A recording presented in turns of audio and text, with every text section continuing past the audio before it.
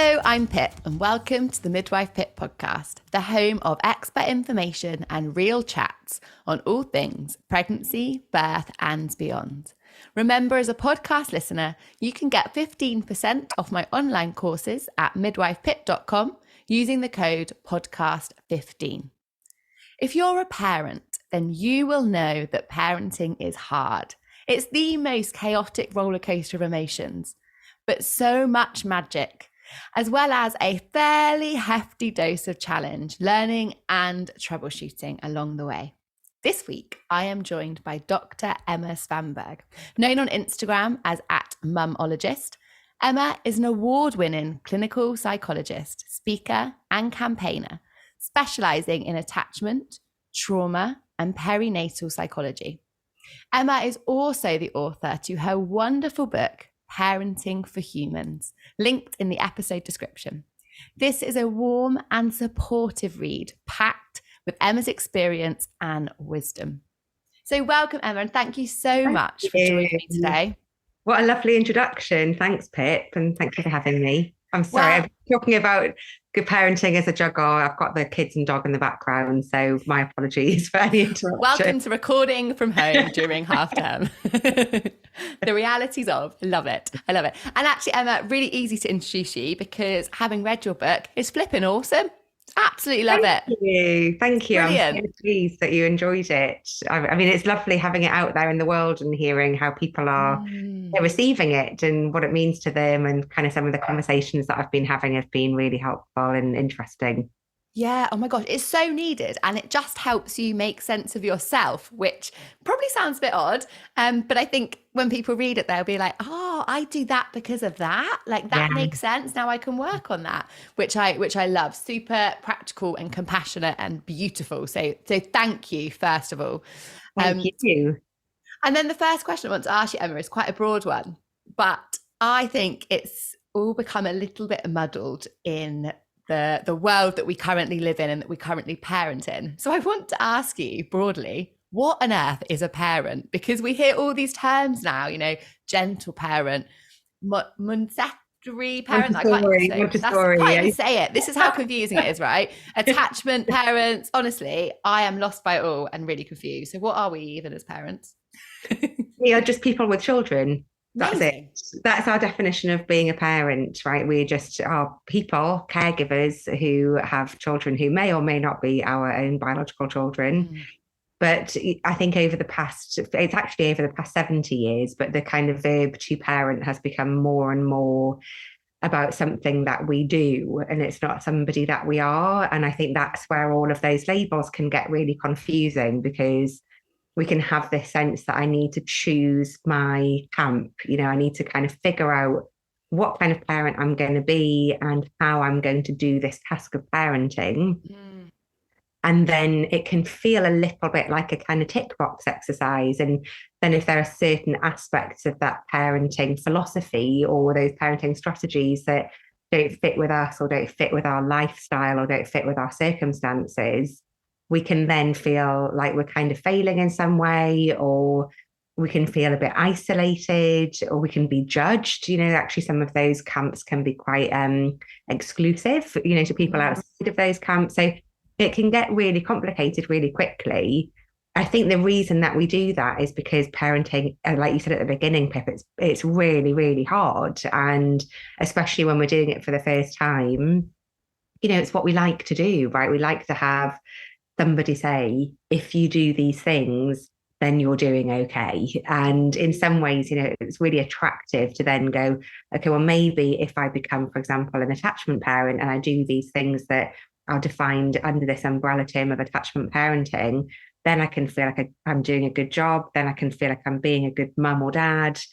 And that will kind of help me contain what is essentially the chaos of becoming a parent and having children who are themselves quite chaotic, and also raise so much in us about our own childhood, our own upbringing. So, you know, it helps us to kind of try and make something feel simple, which actually is really, really complex. really complex. And we're just so scared of getting it wrong, aren't we? We almost need that validity of I'm doing it this way and society will tell me that's really fantastic. And then I know I'm doing it right. So whatever happens, I did it right because I did it this way. And like you say, it's Yeah. just not that simple. It's not, and then it becomes about external validation, right? It becomes Mm. about I'm doing it because this is what looks like it's right, rather than I'm doing it because this is what feels best for me or what feels best for my child. And we might use all of these beautiful strategies, but actually, if they're not the strategies that work for us or our children, then we can get a bit tangled up. Oh, definitely. And I think that leads me into my next question, really, Emma, is parenting's really tough. We've both kind of alluded to that already. Why is it so tough? And do you think it's got more difficult because we've added in all of this sort of confusion and we've got the world of social media and we feel like we've got all the eyes and judgment on us? I think parenting's always been tough. I think that it's hard work raising small humans and they have needs that cannot be met by themselves for long periods of time. So, it is a demanding task. It is, one of the most demanding tasks of adulthood. I think what makes it tougher is the lack of recognition of that. Yeah. There can be this sort of story around parenting that I call it a fairy tale in the book. It's like this kind of myth, really, that parenting is easy, it's natural, it's something that should come naturally to us, that we should just be able to cope with no matter what. And I think that story has become more entrenched somehow. I think even in the sort of 20 years or so that I've been working with families, somehow that fantasy has become even stronger and that it should be effortless. And at the same time, there is much more around the kind of context of parenting that has raised pressure. So you mentioned social media. So there might be a kind of another fairy tale there that not only should it look effortless, but it should look aesthetically beautiful. So there's part of that. And I should look aesthetically pleasing too while I'm parenting. That's kind of quite a new pressure that I think lots of parents are under nowadays. I should also report on my parenting if I'm on social media. It's something that becomes very public. Whereas historically, parenting is definitely something that has been done behind closed doors and within our communities. Yeah. And we are also much more isolated. That is something that has really increased over the last sort of 50 to 70 years. We're much more isolated. We have much less support from family, from community around us, from services, which has really increased in the last 15 years. As as a midwife, the kind of support that we have around maternity has just shifted so much, even in the last 10 years. So all of that has changed. And at the same time, the outcomes of parenting have also changed. So there's a huge increase in pressure on what we expect a good outcome to look like. When I was being raised, a good outcome was being academically successful. That was something that was very much part of 80s and 90s parenting. Modern parenting is about having well-rounded children who are able to express their emotions in really healthy ways and are academically successful and, look a certain way. And, there's so much more kind of around what family life is nowadays that can really raise pressure on us as individual parents and on us as a family and on our relationship. So I think all of that absolutely makes it harder because the pressure has increased exponentially. Yeah, and it's almost like we're sat in this little pressure cooker, aren't we, with all this bubbling around us. And what I really love you talking there about the change, the shifts in society and the expectation on parents and on children, like for sure. Like the expectation on children has a whole nother, heap of things that we could probably talk in a whole nother episode about. But I always try and explain to parents, and absolutely I felt this in my own fourth trimester, is that it's like the societal expectations on us just do not align in any way with the physiological needs of a new mum and a new child. And we've got this like really difficult thing that we're trying to navigate and align up that are just never going to align up. And we have to find our own way of accepting and navigating through that kind of muddy time, I think. Yeah, it's such a helpful way to frame it as well, right? Because when you know that there's a conflict there or multiple conflicts there, then you do feel like, it is then your choice to forge your own pathway. And actually, I think that's something that can feel so important, is that actually I can take this from here and I can take this from this other bit.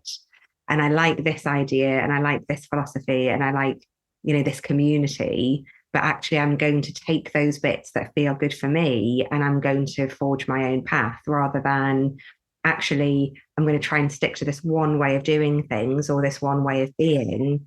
And actually, if there's anything that conflicts with that, then it becomes a sense of personal failure or personal responsibility.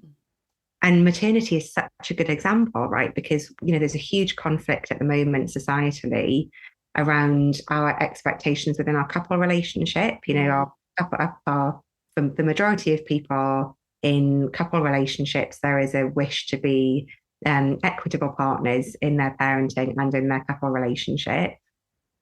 There's quite a lot of research done on that, the way that will then conflict with and contrast with our kind of parenting goals, which have become more around kind of natural parenting, intensive parenting, which is very much around usually the mum and the baby being supported and being that kind of quite intensive dyad for the first to a year. There's a huge conflict there in our kind of couple goals and our parenting goals. If we don't know that, then that causes conflict in the relationship. If we're aware of that, then we can talk about it and go, okay, this is what we're aspiring to be as parents. This is what we're aspiring to be within our couple relationship. How are we going to marry those two things up so that actually it becomes conscious and spoken about, rather than what usually happens is that it's unconscious and then just resentment brews. Yeah. Yeah. And I'm sure there's so many people resonating that are going to be nodding like, yeah, I felt that. I've been there. We're here. And that's really what your book's about, isn't it? It's getting to know yourself so that we can then sort of unpick that and become the parents that ultimately we want to be and that we're aspiring to be. Yeah, and really the parents that we already are. I think that's the thing. There's nice. Something about us kind of looking to become these parents. Like we have a goal that we're trying to achieve, or there is a particular parent kind of ideal that we're aspiring to.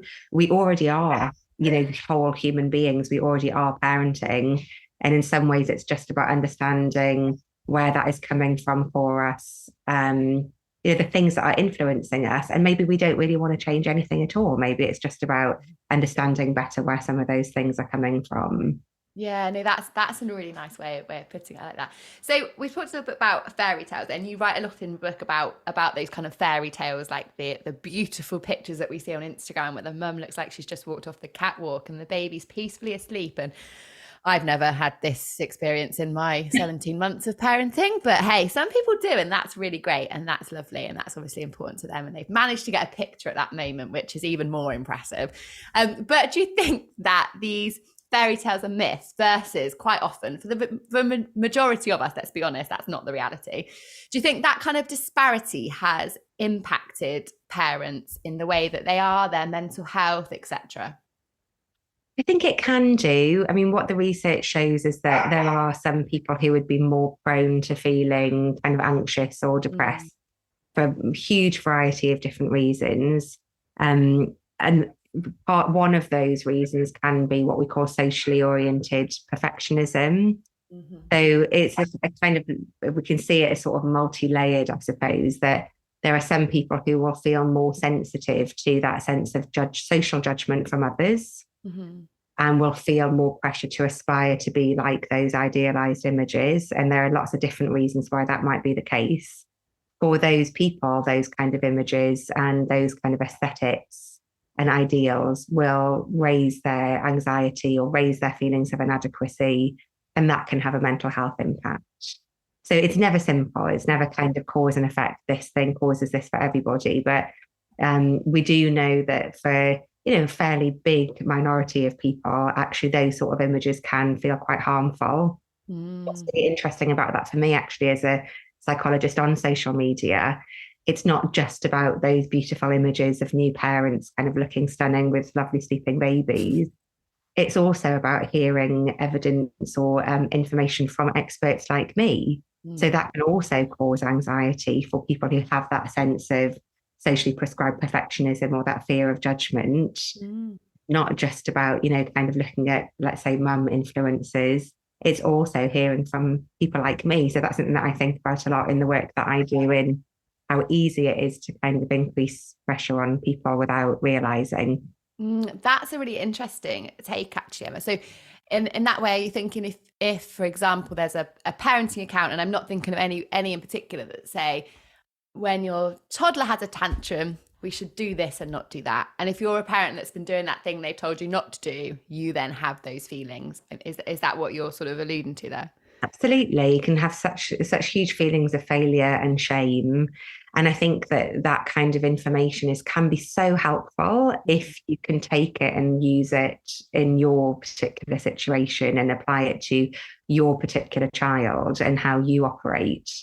And that's where things can, like that kind of sometimes quite simplified parenting information on kind of social media or in blogs, that can sometimes raise pressure for people because it's really hard to then take that piece of information and apply it in that very particular way.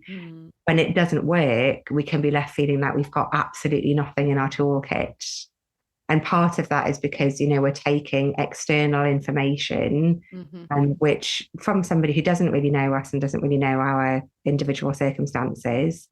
And, when we then kind of, rather than sort of looking at our child and looking at how we want to be as parents, and then thinking about actually, how do I want to apply that for me? How much do I believe in that?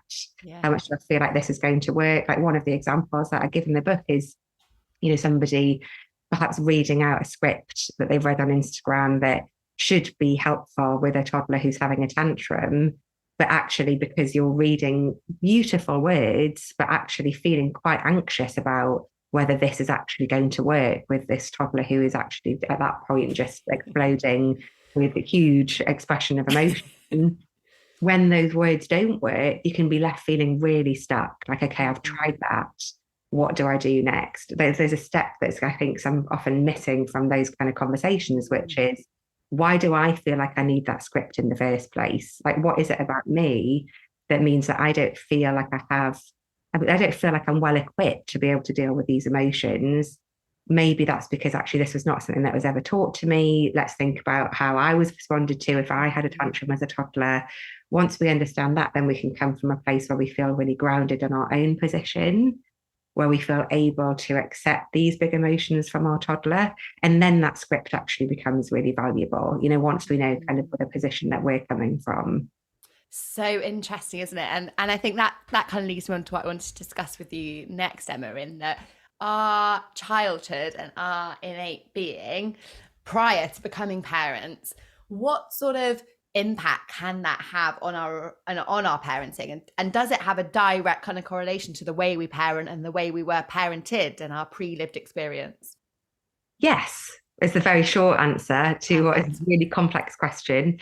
Our childhood is the basis of who we are as adults, and we are human beings who exist in the context of our relationships. Like, we become who we are through our relationships with other people. And there's loads of research out there nowadays around kind of infant development and our sense of self, how we develop a sense of self that happens in our experiences with other people. We don't exist in a vacuum. We understand who we are through repeated experiences of having been responded to in particular ways. It can feel really complicated. There's a lot written now about attachment theory, about kind of relationship dynamics. Childhood trauma is something that's become talked about much more openly. All of those things influence how we our kind of patterns of relating to other people and our expectations of other people. Those are things that kind of just happen in the background. Often they'll come up to our consciousness when we're having a tricky time in our relationships. If we're feeling rejected, for example, by somebody, then we might think about, where are other times in our life where we felt rejected. But often we kind of park that right until, it becomes something that becomes a really pressing issue. When we have a child, all of that stuff literally just comes and slaps us in the face. It becomes so present in our consciousness. And, we both relate to our baby as we were related to, or we might overcompensate and try and relate to our baby in a way that is very different to the way that we were responded to. What a lot of people also, I think, aren't aware of is that we also experience our baby through the lens of the way that we've experienced other people too. And one of the kind of ways that we can, one of the kind of clearest examples of that, I think, is that we can almost think about how we interpret our baby's cries, even when they're absolutely tiny. The things that we hear in those cries are very much related to the other experiences that we've had in our early life too, and our experiences that we've had in our other relationships. So one person might hear fury in their baby's cry, kind of, how dare you leave me like this? Another person might hear that baby's cry as abandonment, how could you leave me? And that very much relates to our own experiences, both as babies and also kind of what we have come to expect from other people. That's really, really interesting, Emma, especially what you talk about crying, because I know that even personally me and my husband with our little boy, we've definitely had that. Well, this is what he's telling us through this cry. No, this is what he's telling us. And I know there'll be parents listening that have the exact same conversations, maybe even on a daily basis. And I love the idea that actually that the power is almost within us and understanding ourselves to be able to move that forward. And communication, right? That seems to be a real theme. Communicating what we're thinking, why we might be thinking it, and then looking to talk to each other and try and bring that together rather than end up in this conflict of well, I think this and I think that, which is so hard and emotive. It means that the solution then becomes very different, right? Well, if my baby's crying because they're angry, but if my baby's crying because they're feeling abandoned, then there might be two very different responses to those things. But actually, at the essence, it's about how we're going to tolerate and accept this expression of whatever it is, this expression of crying, in order that we can then, actually meet our baby where they are and really try and tune into what this baby is telling us and not the lens that we're kind of interpreting that through. My goodness, no wonder being a parent, Emma, is so blooming hard. It's complicated. It's so complicated. And it also, it raises such infantile feelings in us. So we're talking about this in quite a cognitive, intellectual way. It's like, it's very easy for me and you to sit here without a crying baby and be able to be very curious about, when if a baby cries, we might feel these different things about that. Actually, the feeling that comes up in our body when those things are triggered is overwhelmingly enormous. And those are our raw emotions, our infantile emotions that are from our very earliest days that come up and feel so present. Because we don't know that, it can feel really irrational.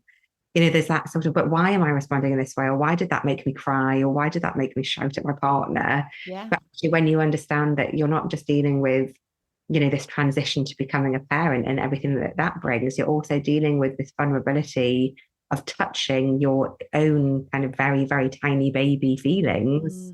That's enormous. And no wonder it's such a time of emotional turmoil and, kind of just feeling like we're on this emotional roller coaster. Yeah, you're kind of managing two babies in essence, aren't you? That old you and this new human that you are desperate to do everything as perfect for as possible. Yes, and also possibly a third baby, right? If you have a partner who's also dealing with all of their kind of little baby feelings, and you might also have other children. So there are lots of little tiny, very primitive feelings around in those early days of parenting. Gosh, so interesting, Emma, so interesting. Now, kind of leading into that, I suppose, is our emotions as parents and trying to regulate those. Now, I'm sure I'm not alone in finding that on pretty much a daily basis, to be honest, I kind of sway simultaneously from this like, oh, look, beautiful, peaceful, sleeping baby. If I took a picture, it would be well placed on Instagram, social media, beautifulness, to then a blaring toy drum or guitar or the helicopter that's zooming round, and then the laundry pile is just getting bigger and bigger and bigger, and all you want to do sometimes is just scream for help and feel immensely overwhelmed, which I know we hear that term, don't we, overwhelmed, so much when it comes to parenting. What can we do instead of having that blaring ask for help? How can we try and regulate our emotions in this crazy swing that we're always doing? Well, I think it might not be so much about how do we not have that feeling, because I think that feeling of overwhelm is a very normal part of parenting. We're dealing with the very big emotions of other people, and we're also dealing with our own feelings too. And we're also then dealing with all of the kind of practicalities around, family life in quite an isolated set of circumstances. So we are going to be overwhelmed at times. I think so partly it's just normalizing that, just knowing that that is going to be part of your daily life. And if that's the case, then rather than judge myself for it, how am I going to manage it? So that actually I feel like it's not getting to the point where I feel completely overcome with my feelings, that I actually can anticipate that that's going to happen and prepare for it. Partly, I think there's kind of some really systemic stuff there around how much we do on our own. So, are there people that you can ask for help? Is there a community around you that you can lean on in any way? And it might not be, often we don't get help from the places that we're expecting it. We can also, and that can be hard, right? That can be really hard when your expectation is they'll be, oh yeah, I'll help, and actually it's no, I can't. You're like, oh no, and that's a really common experience too, right? To have, so one thing that we talk about, I run a parenting group called The Village on Facebook, and one of the things that we talk about quite a lot is the grief when grandparents aren't as present or as available as you'd hope they would be. But a part of that journey might be having other people who are kind of chosen family around you who can come and help out in a different way. It might also be questioning your expectations. Do I have certain ideals or expectations, sorry, that are, kind of putting pressure on me that maybe I can let go of? So possibly actually the laundry basket is just always going to be a little bit full for the next couple of years. If that's the case, so how can I manage that in a way that feels all right with me? Who is the one who's doing the laundry? Is there kind of something there about a fairer division of household labor that I need to have that conversation with my partner? So there's lots of stuff kind of even just around those daily life circumstances that we often don't think about because we're just like, oh, this is awful in this moment and I need it to shift right now. So thinking about those kind of systems around you, first of all, and what can be done preventatively. Then I think just in those moments, kind of finding ways to ground yourself, because what we're talking about is your very natural automatic stress response. That's what happens to us as parents through the day. Our adrenaline is just gradually going up. We have somebody shouting at us, so our adrenaline rises. We can start to get into that fight, flight, freeze response. Then maybe, a toddler's climbing on us and they have those really little grippy hands that can actually feel kind of really quite overstimulating. Lots of noise, more stimulation, maybe we haven't slept well. So in all of those things, it becomes much more likely that we're going to have what's called an amygdala hijack, which is where the frontal lobes of the brain, which are the parts of the brain that keep us feeling like wise grown-ups, just disappear. And our emergency system in the brain, our amygdala kind of kicks in and sends us into a state of overdrive. And that's where we feel that a really kind of pure feeling of overwhelm, where we're really likely to either shout or burst into tears or just shut down. So what I often suggest to people is just taking pauses at regular times during the day just to check in with yourself. Where are my adrenaline levels? Do I feel like I'm kind of boiling a little bit? And is there anything that I can do just to turn the heat down? In parenting, we don't often have those opportunities where we're like, well, actually, I'm going to get up early in the morning and meditate for half an hour, or I'm going to go and have a soak in the bath for 10 minutes. Often those things can feel really unavailable to us. And that can actually cause us more stress, feeling like that is out of reach. We can do lots of things in very small moments where maybe we just put our hands on our heart and we just take a few really long, slow breaths, really deep into our belly, and then big bellowing sighs out through an open mouth. That just tells our body, it's okay, we're safe, there's no emergency here. We might also have a little mantra that we say to ourselves, like, this isn't an emergency, I'm okay, I'm safe. Anything that we feel is right for us to just remind our bodies that we're in a safe place and we're able to cope with what is coming in with us. I think also having things that ground us just in the here and now. So one thing that we might do is just look around the room and just say in our mind, this is what I can see. It just helps us kind of flip our brains back into that kind of more wise adult part of our brains rather than that kind of really frightened, I need to do something about this now part of our brain. So lots of different things. And there's lots of those kind of tips in the book, right? Kind of things that we can do to ground ourselves in the moment. That's so useful, Emma. I think, hearing you talk about all these things that we typically juggle and don't really think anything of until it kind of all grinds to a halt in our minds. we would never expect that of like our friend, would we? Or our family member. We would never say, can you just do blah, blah, blah, blah, all today and be really fine about it? Or we would never have that expectation, but yet we feel that we should be able to do that ourselves. It's crazy. Yeah, it is. It adds so much pressure, and not only would we never ask our friends to do all of that, but we would certainly never stand over them going, "And why haven't you done this? Yes. What have And you why aren't you doing it all with a today?" smile? Yeah, It's you mad, should isn't be it? able to do this, and I think that's, it's even just bringing that to our consciousness. Like, what are we actually asking of ourselves every day? Is that realistic? Yeah. Probably not. If it's not, then what can we do to just be a bit more kind towards ourselves and, actually really acknowledge and appreciate what it is that we try and do day in, day out. Definitely. We've got a technique in our house, Emma, that people listening might have heard me talk about before, but we do take 5, and we're trying to teach our toddlers to do this as well. So we have our hand and we draw around our thumbs and our fingers. And as we go up, our thumb or finger, we breathe in. And as we come down, we go out. So we just do 5 breaths. And if it gets a little bit tense, everyone pauses and takes 5. And that's been working really nicely for us. And it feels really achievable because it takes like 5 seconds, essentially, which is quite nice. It is. And I'm going to add to that there will be a point where your toddler probably turns around and just goes, no. Yeah, probably. No, at the moment, he thinks it's great because he's found his fingers. But or if you have children who are being raised by a psychologist, they get to the age where they go, I'm not doing that psychology stuff. and I think it's the clinic, Mum. It's really helpful to then kind of think about all of these tools as being things that might work in this moment, in this phase. But children change, we change, and actually part of this whole process of parenting is about knowing that none of this stuff is forever, that actually there will be points where we kind of adapt this, or we need to be flexible, or we expect a bit of pushback because actually our child has shifted. Yeah.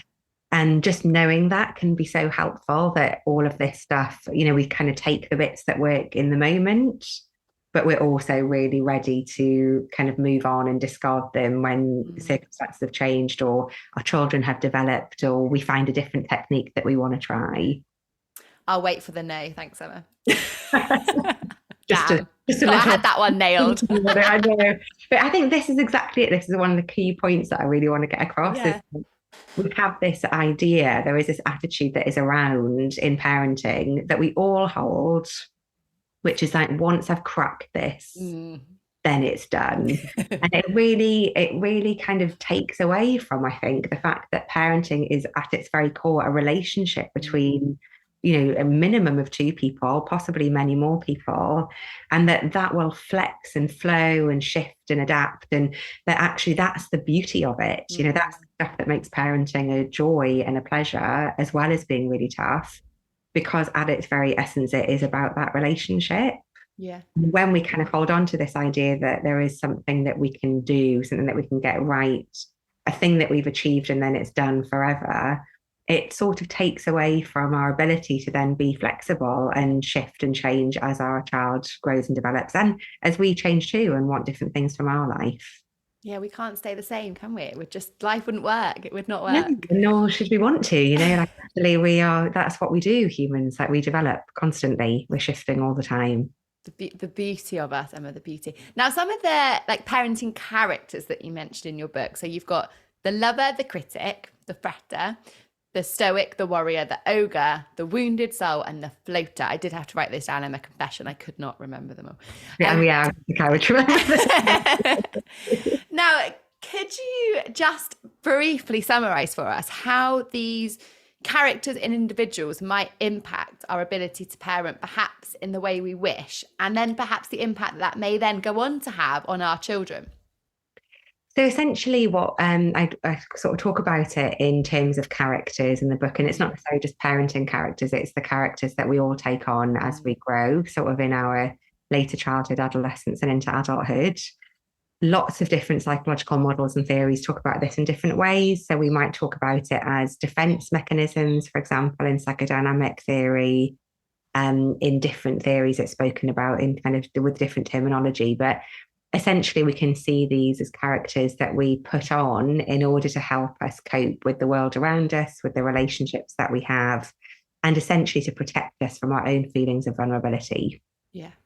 So if, for example, we make a decision that, or not even a conscious decision, if because of our upbringing, our go-to stress response is a fight response, then we might have a character that looks a little bit like the ogre, which essentially is, really kind of, I'm going to stomp down on these, let's say, to use the example of the toddler tantrum that we had before, actually, because that raises feelings of vulnerability for me, I'm going to stomp down on that by putting my foot down. No, absolutely not. That is not happening in my house.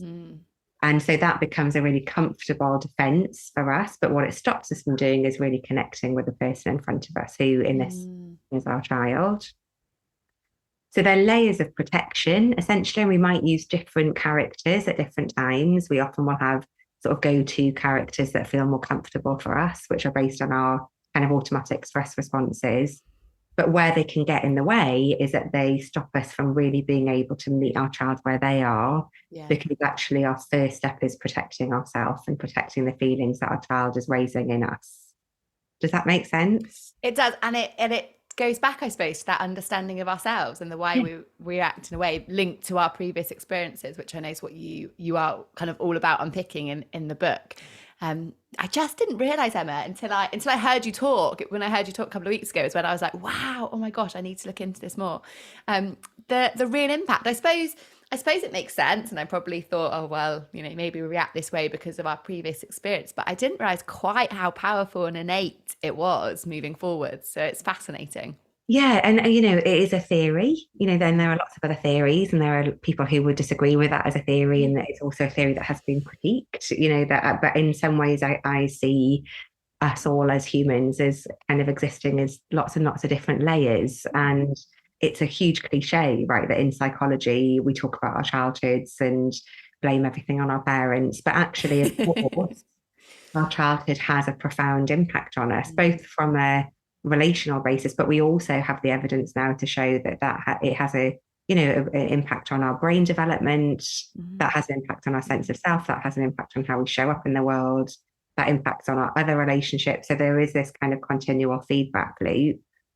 It's not just about our parents or our caregivers, it's also about our communities, our schooling, if we have a faith, what kind of religious communities might have been around us, what sort of value systems we grow up in, particularly now, thinking about the experiences of children who've been growing up over the past few years.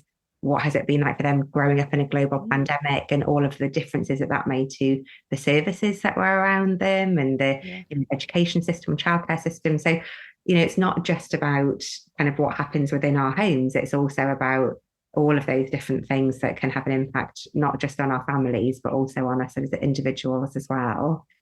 So it's complex when we say it like that. I know that when we talk about that, a lot of people can then have this, it adds another pressure, right? How am I responsible as a parent for this child? My child. With all of these things. But actually, a part of the kind of nub of the book, I think, is allowing ourselves to know that we can never be wholly responsible for the outcomes that our children, who are also complex human beings, will have in their lives. That they are also part of that process, and they are also individuals who have their own feelings and beliefs about things and bring lots to our relationship too. So it's really about kind of acknowledging all of these things that can have an impact, but also respecting that our child has a huge part in that as well. Yeah. Oh, it's a beautiful chaotic dance, isn't it? Parent and child. Yeah, what a lovely way of putting it. Beautiful chaotic dance. Oh, we're here for it. Now, Emma, everyone that comes on the podcast, I love to finish with 3 top tips. And I am really interested to know what yours are going to be, because I feel like you could give us 333 top tips. But what would your 3 be for parents that are navigating this beautiful, beautiful time that is crazy, that is parenthood? So I'm going to say number 1, to just release the pressure that actually, lots of the things that we've talked about today are about just how complex all of this is. So we can safely say that we can let go of that idea that we're going to get it right. Yeah. And actually just think about how we want to muddle through in the best way that, the way that suits us, the best way that we can. So really letting go of that kind of idea of perfectionism and the need to get it right. Number 2 would be to understand ourselves, that actually rather than try and what we tend to do is try and kind of collect as many tips and strategies and quick fix solutions as we can. Yeah. And that can actually raise our stress levels because we're thinking about all of these things that we have to remember and feeling like actually there's just so much that we can get wrong. Actually, if we can understand ourselves and start with ourselves and really know where we're coming from, all of that stuff can make so much more sense. And then number 3, I'm going to say, is just slow down, like massively slow down. Understand that this is a lifelong relationship, this beautiful chaotic dance that we are part of, and that we have all of that time to be able to figure it out. We don't need to figure it all out right now. Oh, I love that. Just pausing and taking time. That's definitely going to be a takeaway from me, Emma. Thank you so much. Your wisdom is amazing. And I love how calmly and compassionately you put it all as well. So big thank you. And remember, if you have listened to Emma today and thought, oh my gosh, I need more of that, like I did a few weeks ago, Emma's awesome book is linked in the episode description. So go and have a little read. Thank you so much, Pip. And sorry about the barking dog and hysterical children in the background. Barking dogs and hysterical children are always welcome. Before you head off, I just need to tell you something. 68% of you who listen to my podcast have not hit the subscribe button. So can you do me a favor? If you have ever enjoyed listening, and hit subscribe now. It makes a huge difference and helps me to keep bringing you episodes. The bigger the podcast, the bigger the guests, and the more women we can reach and help. Thank you for subscribing, and I look forward to chatting again soon.